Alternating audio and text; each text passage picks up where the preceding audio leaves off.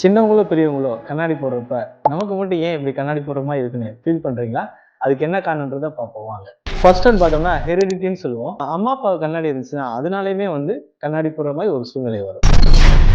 இன்னைக்கு இருக்க காலகட்டத்தில் ப்ராப்பரான ஒரு நியூட்ரிஷன் கிடையாது. ஏன்னா இன்னைக்கு எடுக்கிறது எல்லாமே அதிகமாக ஜங்க் ஃபுட் தான் எடுக்கிறோம். ஸோ கண்ணுக்கு தேவையான ஒரு சத்தான உணவுகள் நம்ம அதிகமாக எடுக்காத ஒரு காரணமாக தான் இருக்கு. தேர்ட் பார்த்தோம்னா கண்ணுக்கு போதுமான ஈரப்பசம் இல்லாத ஒரு காரணம் தான். அது எதனால் நடக்குதுன்னு பார்த்தோம்னா இன்னைக்கு அதிகமாக டிஜிட்டல் டிவைஸ் யூஸ் பண்ணுறோம். மொபைல், லேப்டாப், கம்ப்யூட்டர் அதுலேருந்து வர ரேஸ்னாலே நம்ம கண்ணு அந்த ஈரப்பசெல்லாம் ட்ரை ஆயிடுது. ஃபோர்த் ஒன் பார்த்தோம்னா லேட்டாக தூங்கி நம்ம லேட்டாக எழுந்திரிக்கிறது. ஸோ இதனால என்ன ஆகுனா நமக்கு ஒரு ப்ராப்பர் ஸ்லீப்பிங் இல்லாமல் போயிடும். அதாவது ஆக்சுவலாக பார்த்தோம்னா நைட்டு 10 மணிலேருந்து காலைல 6 மணிக்குள்ள நம்ம தூங்கணும். இப்போ நீங்கள் சப்போஸ் 7 மணிக்கு மேலே எழுந்திரிச்சிங்கன்னா நமக்கு வெளியில் சூரியன்லேருந்து வர அந்த யூவி ரேஸ்மே நமக்கு கிடைக்காம போயிடும். ஸோ அந்த யூவி ரேஸ் ஸ்கின்னுக்கும் சரி கண்ணுக்கும் நல்லது. பர்டிகுலராக அந்த 7 மணிக்குள்ள வர அந்த யூவி ரேஸில் தான் அது இருக்கும்.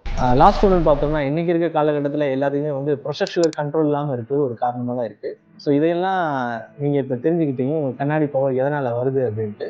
இதை காட்டி ஒரு முக்கியமான விஷயம் என்னன்னு பார்த்தோம்னா கண்ணாடி பொறுப்பு விடாமல் இருக்கணும். அந்த மாதிரியான விஷயங்களை தெரிஞ்சுக்கணும்னா நம்ம கிருஷ்ணா ஐயருக்கு வாங்க. உங்கள் தெளிவான பார்வைக்கும் அழகான கண்ணாடிகளுக்கும் நம்ம மதுரை கிருஷ்ணா ஐயர், ஜெயந்திபுரம், புதூர், கூடல்நகர் மற்றும் செல்லூர்.